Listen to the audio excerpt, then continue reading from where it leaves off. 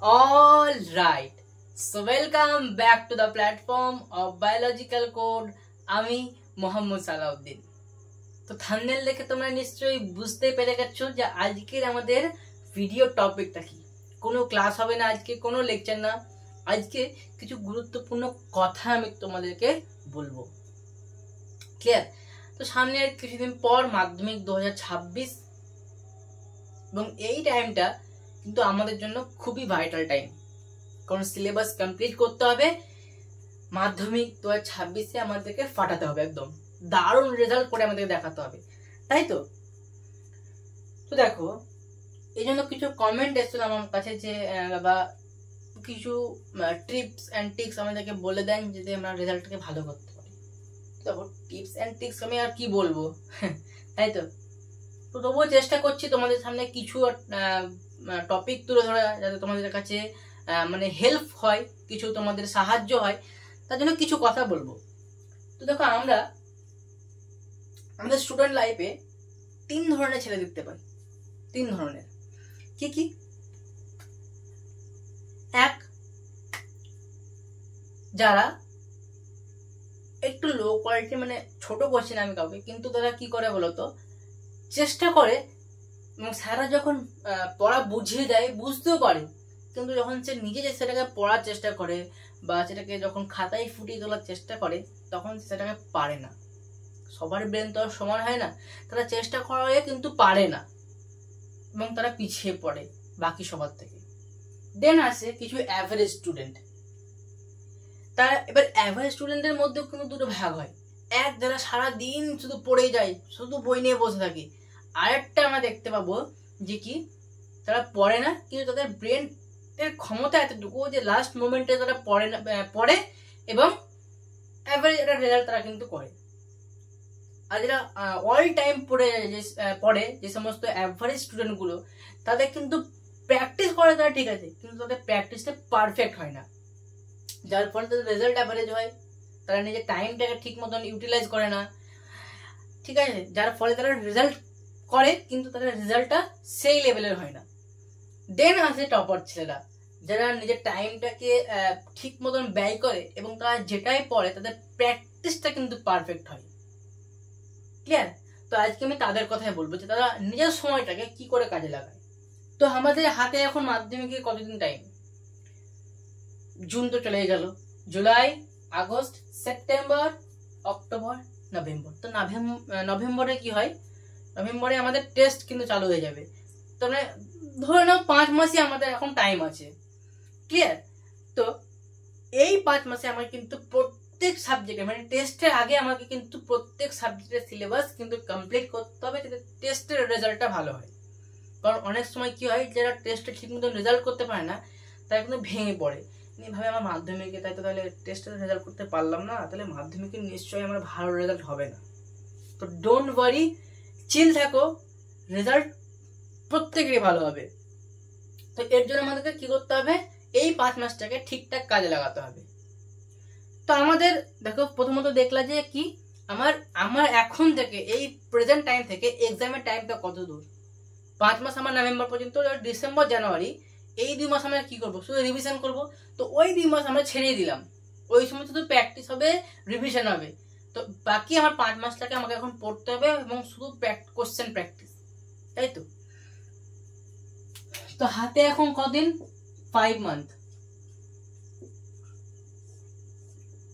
এই 5 মান্থ আমাদের টার্গেট যে আমাদের সিলেবাসটা কমপ্লিট করতে হবে, হ্যাঁ কি না? যারা এটা ভাবছো যে এখনো অনেক টাইম আছে, অগাধ টাইম, তারা প্রথম ভাবনাটাকে ডিলিট করো, এক্ষুনি ডিলিট করো। আমি টাইম দিচ্ছি। ডিলিট করলে পুরোপুরি ট্র্যাশে কিন্তু জমা রাখলে হবে না, ওখান থেকে আবার যদি রিস্টোর করো তাহলে কিন্তু মুশকিল হবে। পুরোপুরি পার্মানেন্ট ডিলিট করতে হবে জিনিসটাকে। 5 মাস কাছে আমাদের টাইম নেই, এই ভাবনাটাকে প্রথমে নিজে কিন্তু একদম বন্ধ করো। ভাবো মাত্র 5 মাস টাইম, 5 মাস টাইম, এরকম ভাবো না, মাত্র 5 মাস টাইম। হ্যাঁ, কিন্তু এবার এই জিনিসটাকে ভেবে যদি ডিপ্রেশনে পড়ে যাও তাও ভুল করবে। মাত্র 5 মাস টাইম, চিল থাকো, কমপ্লিট হবে। তো দেখো, আমি যেহেতু লাইফ সায়েন্স পড়াই, তো লাইফ সায়েন্সটাকে নিয়ে আমি কথা বলছি। আমাদের লাইফ সায়েন্সের কটা চ্যাপ্টার? 5টা চ্যাপ্টার। একটা প্রথম হচ্ছে জীব জগতের সমন্বয়, যেটা ফার্স্ট চ্যাপ্টার আছে। দেন আছে জীবনের প্রবাহমানতা, যেটা আমরা কমপ্লিট করে ফেলেছি খুব সুন্দরভাবে। তারপরে আসে বংশগতি, যেটা আমাদের এখন চলছে। তারপরে আসছে অভিব্যক্তি, তারপরে আসছে পরিবেশের জন্য ভাবনা, মানে ওই যে পরিবেশের সম্পদ সংরক্ষণ যে চ্যাপ্টারটা।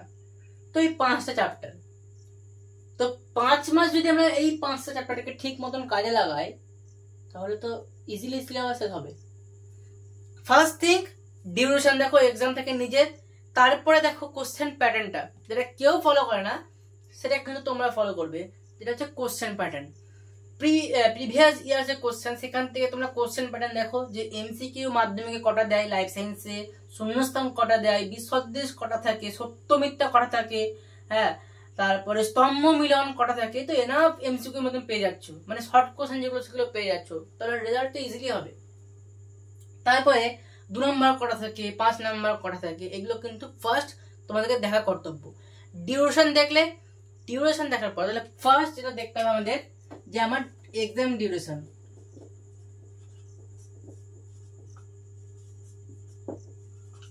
এক্সাম ডিউরেশন দেখার পর দেখলে সিলেবাস,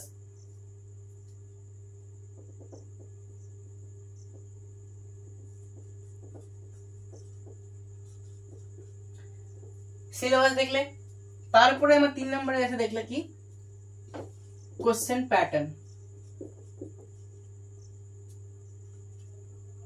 ঠিক আছে, কোশ্চেন পে প্যাটার্নটা দেখলে, কোশ্চেন প্যাটার্ন দেখা হলো, সিলেবাস দেখা হলো। এবার আমার কি করলে, যে তুমি যে ফার্স্ট যে ডিউরেশনটা তুমি দেখেছিলে, যে আমার হাতে এখন 5 মাস টাইম এবং আমার লাইফ সায়েন্সের চ্যাপ্টারও আছে 5টা, তো তুমি প্রত্যেক মাসেরটাকে ভেঙে নাও কেন? তুমি দেখো কন্টিনিউ লাইফ, মানে জীবনের প্রবাহমানতা বা কন্টিনিউটি অফ লাইফ চ্যাপ্টারটা শেষ করেছো। ফার্স্ট মান্থ জুলাই থেকে শুরু করো, তো জুলাই মাস তুমি কি করছো, কন্টিনিউটি অফ লাইফ করছো, এই চ্যাপ্টারটা স্টার্ট করলে ধরে নাও। তুমি কি করলে, আমার এই যে চ্যাপ্টারটা, আমার এটা 2 নম্বর চ্যাপ্টার, তো 2 নম্বর চ্যাপ্টারে আমার কি আছে, 4টে টপিক আছে। ফার্স্ট আছে সেল ডিভিশন, সেকেন্ড টপিক হচ্ছে রিপ্রোডাকশন, থার্ড টপিক হচ্ছে সেক্সুয়াল রিপ্রোডাকশন ইন কি ফ্লাওয়ারিং প্ল্যান্টস, এবং তারপরে টপিক আছে আমাদের কি গ্রোথ অ্যান্ড ডেভেলপমেন্ট। তো একটা মান্থে আমার 4টে আমরা উইক পাই কি পাই না, পাই তো। তো জুলাই মাসের প্রথম যে উইকটা, এই উইকে ধরে নাও তোমরা সেল ডিভিশন চ্যাপ্টারটা করলে। এবার শুধু আমি কি করলাম, মানে টপিকটা পড়ে নিলাম, টপিকটা পড়াবার ছেড়ে দিলাম, তা কিন্তু করলে হবে না। সেল ডিভিশন যখন তুমি ধরলে, তোমার পড়া কমপ্লিট হলো, এরপর তুমি ধরে নিলে এমসিকিউ। সেল ডিভিশন সম্বন্ধিত যত এমসিকিউ হয়, তুমি এবার কি করবে, প্রথমত বই কি করলে, সেল ডিভিশন টপিক পড়লে, টপিক পড়ার পর এবার তুমি কোশ্চেন প্র্যাকটিস শুরু করলে, শুধুমাত্র এই সম্বন্ধিত বইয়ের এমসিকিউ যত আসে। তারপরে তুমি মার্কেটিং করছি না, এরপর নিলে তুমি প্রশ্নবিচিত্রা, কারণ প্রশ্নবিচিত্রায় তুমি যত ধরনের সেল ডিভিশন টপিক তুমি পেলে, মানে সেল ডিভিশন সম্বন্ধিত এমসিকিউ, শুধু এমসিকিউ গুলোকে পুরো করলে, একদিন পুরো শুধু এমসিকিউ করবে সেল ডিভিশন সম্বন্ধিত হলো। তারপর দিন তুমি ধরলে এসএকিউ। এই দিন এবার তুমি বইয়ের যতগুলো এসএকিউ আছে এসএকিউ করলে, প্রশ্ন বিচিত্রায় যতগুলো এসএকিউ আছে সব করলে, মানে কোনো জায়গায় এসএকিউ কিন্তু বাদ দিলে হবে না এই সেল ডিভিশন সম্বন্ধিত। এসএকিউ করার পর এবার শূন্যস্থান করলে, সত্য মিথ্যা করলে একই রকম ভাবে, স্তম্ভ মিলন, সমস্ত কিছু কমপ্লিট করতে হবে তোমাকে একদিনে। ঠিক আছে, তারপরে এবার তুমি ধরে নিলে এই 2 নম্বর করলে, 5 নম্বর করলে, তাহলে তোমার কি হলো, একটা উইক তুমি শুধু সেল ডিভিশনকেই কমপ্লিট করলে, পড়া করলে এবং তার সঙ্গে সঙ্গে সমস্ত যে প্রশ্নগুলো আসবে এই সম্বন্ধিত এমসিকিউ এসিকিউ শূন্যস্থান সত্য মিথ্যা 2 নম্বর 5 নম্বর বিশদ স্তম্ভ মিলন আমার হয়ে গেল সেল ডিভিশন টপিক। তারপরে সেকেন্ড উইকে ধরলে রিপ্রোডাকশন, থার্ড উইকে ধরলে sexual reproduction in flowering plant, fourth উইকে ধরে নিলে কি গ্রোথ অ্যান্ড ডেভেলপমেন্ট। আমাদের কিন্তু অলস যারা থাকবে তারা কিন্তু করলে হবে না, অলসপনামো করলে হবে না, 5 মাসকে ঠিক মতন কাজে লাগাতে হবে। তো আমি বলে দিলাম কি 4টে উইকে এরকম করে 4টে টপিক কিন্তু করবে, ঠিক আছে? তাহলে কন্টিনিউটি অফ লাইফ আমাদের কমপ্লিট হয়ে গেল, 1 মান্থ লাগলো আমার। এবারে আমরা কি করব, কোঅর্ডিনেট করব। কন্টিনিউটি অফ লাইফ চ্যাপ্টারটা যদি ঠিক মতন বুঝতে পারো তাহলে আমাদের কাছে বংশগতি কিন্তু খুবই ইজি হয়ে যাবে। তো এর পরেই ফার্স্ট মান্থের পরে সেকেন্ড মান্থে, মানে আমাদের জুলাই পরে কি আসছে আগস্ট মান্থে তোমরা কি করলে, আগস্ট মাসে এসে তোমরা কিন্তু বংশগতি চ্যাপ্টারটাকে স্টার্ট করে দেবে। বংশগতি সম্বন্ধিত সমস্ত টপিকগুলোকে এভাবে ভাগ করলে, ফার্স্ট উইকে করলে এই ওই সম্বন্ধিত যত এমসিকিউ এসিকিউ শূন্যস্থান যা আছে কমপ্লিট করলে, নিয়ে 1 মাসকে পুরোপুরি ওই চ্যাপ্টারটাকে কিন্তু কমপ্লিট করলে, নিয়ে থার্ড মান্থে এসে তোমরা কি করলে, ওই যে প্রথম চ্যাপ্টারটা ছিল আমাদের জীবজগতের সমন্বয়, থার্ড মান্থে এসে ওটা করলে, ফোর্থ মান্থে করবে কি অভিব্যক্তি, তারপরে 5 নম্বর মান্থে এসে আমাদের করবে পরিবেশের জন্য ভাবনা। এবার 1 মাস কিন্তু আমি ভাবছি পরিবেশের জন্য, আমার কিন্তু পরিবেশের জন্য যে ভাবনা ওই চ্যাপ্টার কিন্তু আমাদের 1 মাস লাগবে না, মানে ইজি চ্যাপ্টার, শুধু মুখস্থ জিনিস আছে বেশিরভাগ। এবং আমরা ওই একই জিনিস, ওই বন কি করে ধ্বংস হচ্ছে, জলাশয় কি করে ধ্বংস হচ্ছে, জল দূষণ, শব্দ দূষণ, এগুলো তো আমরা ছোট থেকেই পড়ে আসছি। তো আশা করি ওই চ্যাপ্টারটা নিয়ে কারো কোনো সমস্যা হবে না, একদিনে নিশ্চয় হয়ে যাবে, তাই তো? তো তাও ধরে নিলাম আমি 2 উইক আমি ওই চ্যাপ্টারটাকে দেবো, এবং এমসিকিউ এসিকিউ বড় শর্ট যা কিছু কোশ্চেন আমার আছে সব কমপ্লিট করবো। আমার লাইফ সায়েন্সের সিলেবাস কমপ্লিট হলো কি হলো না? হলো তো। কিন্তু হ্যাঁ এবার একটা জিনিস মাথায় রাখতে হবে যে আমি যদি লাইফ সায়েন্সই পড়ে গেলাম, বাকিগুলোকে রেখে দিলাম, তাহলে কিন্তু হবে না। এই 5 মাস লাইফ সায়েন্স পড়ার সঙ্গে সঙ্গে বাকি সাবজেক্টগুলোকে তো পড়তে হবে আমাকে, কারণ আমি শুধু লাইফ সায়েন্সে তো 100তে 100 পেলে হবে না, বাকিগুলো তো ভালো রেজাল্ট করতে হবে, তাই তো? তো ওই সাবজেক্টগুলোকেও কিন্তু আমাকে পড়তে হবে। তাই একটা ওটা এবার তোমাদের ওটা নিজস্ব কাজ যে এটা টাইমে ভেঙে নেওয়া, যে আমি সকালে 1 ঘন্টা উঠলাম, সকালে উঠে আমি লাইফ সায়েন্স করছি, তারপরে সায়েন্স একটা সাবজেক্ট করলে ওর পরে কিন্তু এবার আবার যে ফিজিক্যাল সায়েন্স ভরে দিলে তাহলে কিন্তু হবে না। লাইফ সায়েন্স করলে এবার একটা আর্টসের সাবজেক্ট ভরো, কি বললো তুমি, বাংলাটাকে বললে বা ইংলিশটাকে বললে, তাহলে কিন্তু কি হবে, ব্রেন একটু কুল থাকবে, চিল থাকবে, ঠিক আছে? কারণ একটা না যখন সায়েন্সের সাবজেক্ট পড়বে তখন কিন্তু ব্রেনটা হেজিয়ে যাবে, যে এত সব শুধু আমি পড়ে গেছি সায়েন্স পড়ে গেছি, একটু বিরক্ত লাগবে। তাই মাঝে মাঝে আর্টসটাকেও কিন্তু ভরবে, ঠিক আছে? এরকম করে তোমরা নিজেরা একটা স্টাডি রুটিন কিন্তু বানাবে, ক্লিয়ার? তোমাদের কাজ ওটা, আমি আর কি বলবো। তো কমপ্লিট হলো আমার লাইফ সায়েন্সের সিলেবাস কমপ্লিট। আমি কিন্তু প্রশ্ন বিচিত্রাও কিন্তু করে ফেলেছি মাঝে মাঝে, তুমি নিজেও বুঝতে পারবে না যে তুমি কখন পুরো প্রশ্ন বিচিত্রাটা কমপ্লিট করেছো। কারণ দেখো আমি সেল ডিভিশন সম্বন্ধিত আমার এমসিকিউ এসিকিউ বড় শর্ট সবই তো কমপ্লিট। এরপর পরে দেখবা 5 মাসে এসে দেখবে তোমার কিন্তু প্রশ্ন বিচিত্রা কিন্তু কমপ্লিট হয়ে গেছে, পুরোপুরি কমপ্লিট হয়ে গেছে। শুধু তোমার টেস্ট পরীক্ষার যে একটা টেস্ট পেপার দেয়, যেটা সরকার থেকে দেয়, ওটা তোমার বাকি থাকবে, ওটা তখন তুমি বাকি 2 মাসে করবে, ক্লিয়ার? আচ্ছা, তাহলে আমার প্রথম যেটা করেছিলাম আমি এক্সামের ডিউরেশন দেখেছিলাম, তারপরে আমি সিলেবাস দেখেছিলাম যে আমাকে পড়তে কি হবে, তারপরে আমি দেখলাম আমার কোশ্চেন প্যাটার্নটা কিরকম, সেই কোশ্চেন প্যাটার্নের ভিত্তিতে আমি পড়াশোনা চালু করেছিলাম। আমার পড়া কিন্তু কমপ্লিট হয়ে গেছে এবং আমার সিলেবাস কমপ্লিট হয়ে গেছে।